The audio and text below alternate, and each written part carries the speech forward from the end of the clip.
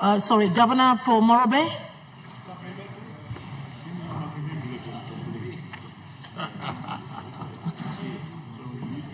Madam Assistant Speaker, let me on behalf of the people of Morobe unreservedly congratulate you. You are making a history for yourself, for your people, and for this nation. As the First Lady sitting on that old chair of the Speaker of the National Parliament, I congratulate you. My question, Mr. Speaker, will be addressed to the Minister for Bougainville Affairs. Is he here or not here? All right, thank you, you are here. Honourable Minister, before I raise the two questions I consider important, let me put the circumstances in order. First of all, Mr. Speaker, the Bougainville Peace Agreement was signed in 2001 after a deal strike at Lincoln's City in New Zealand. This agreement was signed by the leaders of Papua New Guinea Parliament, representing this country, and representing Bougainville leaders at that time. And when that agreement was signed, that agreement was supposed to be built into the constitutional law. Part 14 of that constitutional law, Part 14, was the one which became that translation or the transplant of that peace agreement into constitutional law. In that constitutional law, it required that the Bougainville Autonomous Government was going to be set up by organic law, which occurred. Secondly, it also required that there was going to be a disposal of weapons. It occurred. It occurred. And that the autonomous government was going to be set up, and that autonomous government was going to be meeting the international standard of good governance. We're not being told, but I suppose that that standard has been met gradually. In that, Part 14 also provided, Mr. Speaker, Assistant Speaker, for the referendum to be conducted for the Bougainville to decide whether they wish to remain with the country Papua New Guinea or sever themselves to become a state. That was decided. That referendum was conducted, and the majority of the people in Bougainville decided. Governor, what's your question? Yes, I'm coming to it, Lady Speaker. I'm coming to it very shortly, if you are patient. Mr. Assistant Speaker, and the consultation is supposed to take place. Consultation has taken place, in my view, Mr. Speaker. Now, for the Minister, you, with due respect to you and the government, was supposed to table that result, pursuant to Section 342, subsection 2 of the Constitution. That thing hasn't taken place. To Parliament, for the Parliament's consideration, and whatever the outcome should be reported to the Bougainville government in according to that section. Now, Mr. Speaker, Assistant Speaker, I asked the Minister, it has taken 24 years from the time the peace agreement was signed. Can you just tell this Parliament what is the progress up until now? Number one.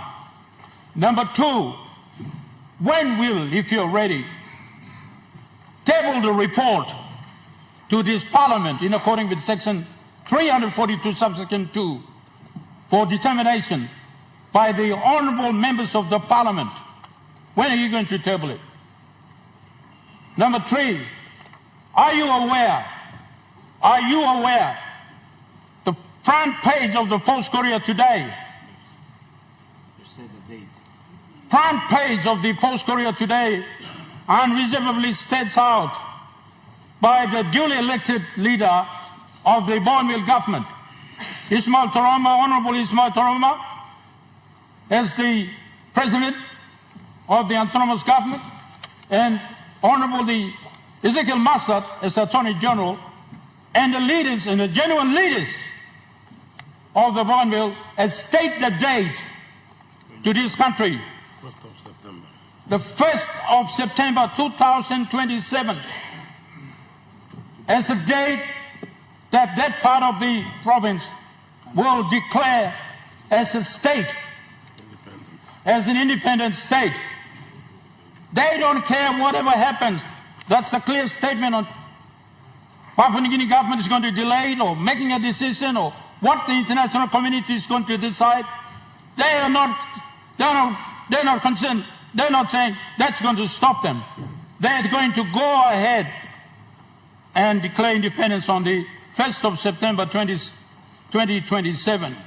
So as a nation, through this parliament, we should know you cannot be suffering from indecision, with due respect, bringing this matter to this court, this parliament. Governor? Thank you. With respect, Sir, Madam. Answer those 2 questions. Governor, thank you. Thank you. Minister for Bougainville Affairs.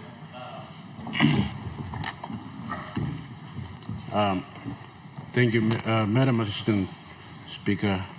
Firstly, I'd like to take this opportunity to congratulate you on behalf of my people and my women folk in my district for you occupying that prestigious chair.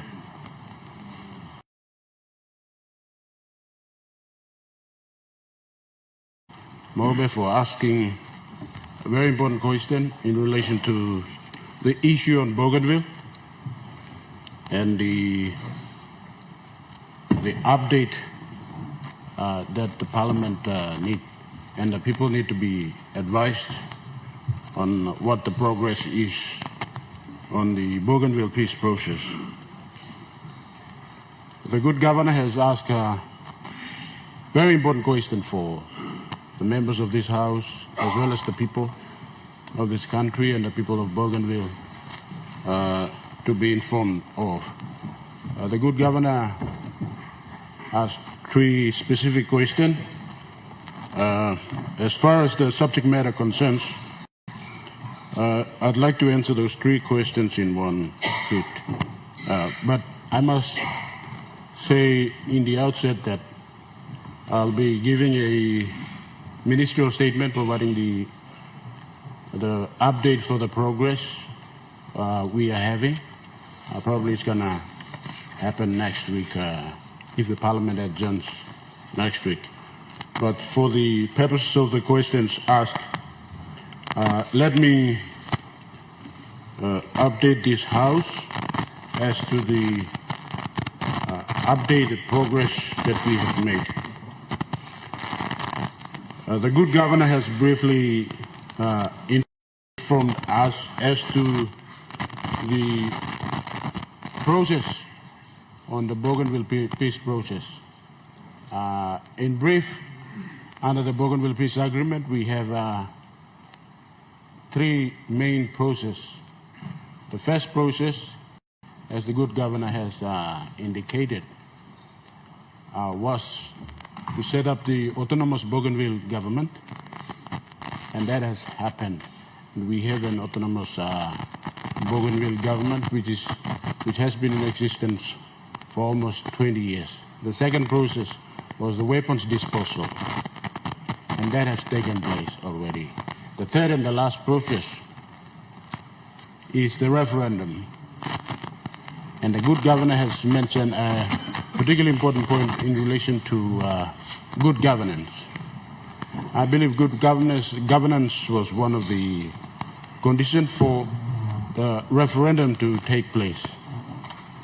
There has been issues in relation to that, but nonetheless, The referendum has actually taken place in 2019. And the Constitution and the Bougainville Peace Agreement, in particular Section 342, for the minister responsible for Bougainville affairs to actually bring the referendum result to the national parliament. Now, the people will question that the good governance asked, the report has not come to the national parliament. Our government has been in constant communication with the autonomous Bougainville government to have the consultations over that referendum result, which the Constitution and the Bougainville Peace Agreement very explicitly says that after the referendum is had, consultation must take place between the autonomous Bougainville government and the national government over the referendum result. Once the consultation is concluded, together with the consultation report and the referendum result must be brought to the national parliament. Speaker, do not specify a time frame within which the consultation should be completed and brought forward. The same peace agreement, Bougainville Peace Agreement, and the Constitution does not also specify explicitly the time frame within which the referendum result should be brought into Parliament. And the one very important issue that arose in our consultation process was that there is no specific procedure in the Constitution, in particular part within which implements the Bougainville Peace Agreement, and also in the Bougainville Peace Agreement, the process or procedure by which this national parliament should approach or follow in deliberating and deciding on the Bougainville referendum result to make a final decision as to the future political settlement for Bougainville. Now, the ABG and the national government, we have had a number of joint supervisory body meetings in our consultations to try to come up with a procedure to advise the national parliament to adopt before the referendum result is actually tabled here for Parliament and the members of the Honourable House to debate over it and make a final decision. Now, that procedure was to be introduced by way of a sessional order, and both parties have basically agreed to almost the form as well as the content, but one particular issue that stood out that we are at the moment grappling with is the required majority the Parliament should have to actually decide on the substantive Bougainville referendum result. Madam Speaker, the national government's position was that the Parliament should decide on the referendum result by 2/3 absolute majority. Now, autonomous Bougainville government's position was that it should take a simple majority vote. That has been the main sticking point. And so, in accordance with the Bougainville Peace Agreement and the Constitution, because we had this particular issue, we have invoked a dispute resolution mechanism provided in the Bougainville Peace Agreement and the Constitution. We have invoked, I think, Section 334 of the National Constitution, which provides about the implementation of the Bougainville Peace Agreement, and in particular, Clause 265 of the Bougainville Peace Agreement, basically invoking the dispute resolution mechanism provided in the Bougainville Peace Agreement to resolve this issue that we have at the moment.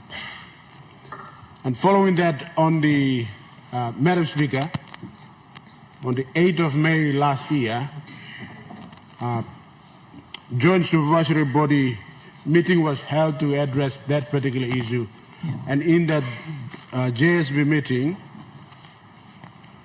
parties have resolved to engage an international mediator or a moderator, the service of an international mediator or moderator to assist us in resolving that particular issue. And I must inform the Parliament and the people that on the 10th of September last year, our good Prime Minister and the President of ABG have engaged a world-renowned moderator or a mediator from New Zealand. His name is Jerry Mataparai.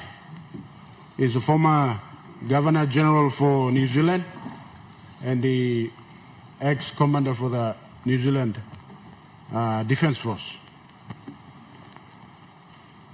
So the international mediator was engaged, and terms of reference for the mediator to come and assist us to resolve this particular issue. However, we have also expanded the terms of reference for the mediator to not just stick to this particular technical issue, but also to consider us to resolve on a possible political settlement that the government can propose to the Parliament for Parliament to decide. And I must inform the Parliament that the moderator has been in the country for the past few months. I must also inform that the mediator has traveled to Bougainville himself to actually have a preliminary consultation with the people, as well as the leaders.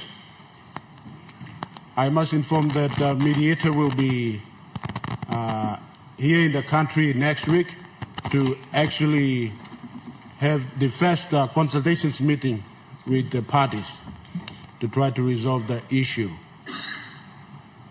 Myself plus my counterpart in the autonomous Bougainville government will actually be making a presentation to the mediator next week on the 17th. Now, the point that I want the members of the Parliament to understand is that once the mediator concludes its hearings and makes a findings about the issues we have, the report will be presented back to the Joint Supervisory Body meeting and the national government, as well as the autonomous Bougainville government. Together with the result of the mediator and the consultation result, I will then prepare a final report over the consultations and present the referendum result together with the consultation report. So, Madam Speaker, the reason why the referendum result has not been brought quickly in Parliament is simply because the consultation is still in progress. And as soon as, or as and when the international mediator completes his report and findings, that will be presented to Parliament together with the referendum result. And we are hoping that the international mediator will complete its report before end of July this year. Coming back to the third question the good governor has posed regarding a media report on the alleged position taken by the ABG leadership, I must inform the House that I am not aware of that. We have not been formally informed of that particular report. What we have done is, I must inform the would-be contrary to the Bougainville Peace Agreement and the Constitution. But having said that, Madam Speaker, I will provide a full, detailed update next week if the Parliament adjourns then. Thank you, Madam Speaker.